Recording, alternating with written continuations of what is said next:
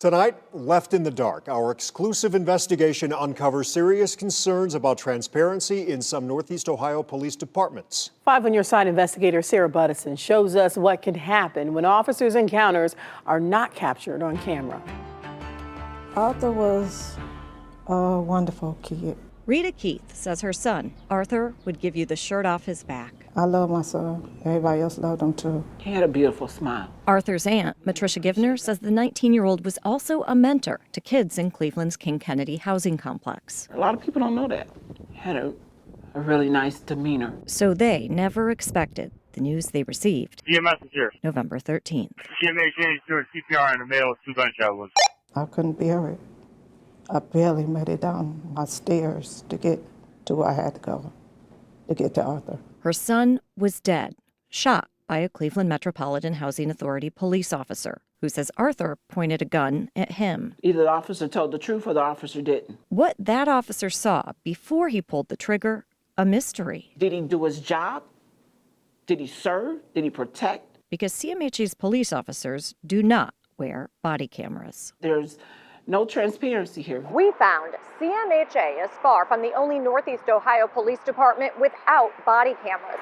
The most municipal departments, from Akron to Ashtabula and Wadsworth to Wickliffe, now use the devices. Out of the area's 31 non-municipal departments, like hospitals, parks, and universities, 2/3 do not.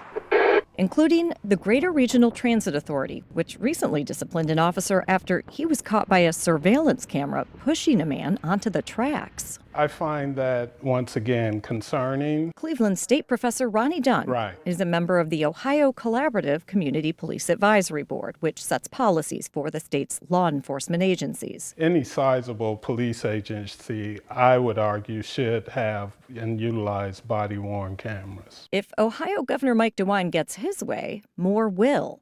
His budget proposal includes a $10 million grant to help departments buy body cameras. Our goal should be to ensure that every police officer in the state of Ohio has a body camera. As part of a federal agency, CMHA wouldn't qualify for state aid. And when we first asked, said it had no plans to buy body cameras. But then last week, Chief of Staff Jeff Wade called to say they are in the process of purchasing them. Anyone that can use lethal force and you carry a weapon, you need to have those body cameras. Because Arthur's family wants to know everything about his death. How do you just put into words, a few words, what you miss?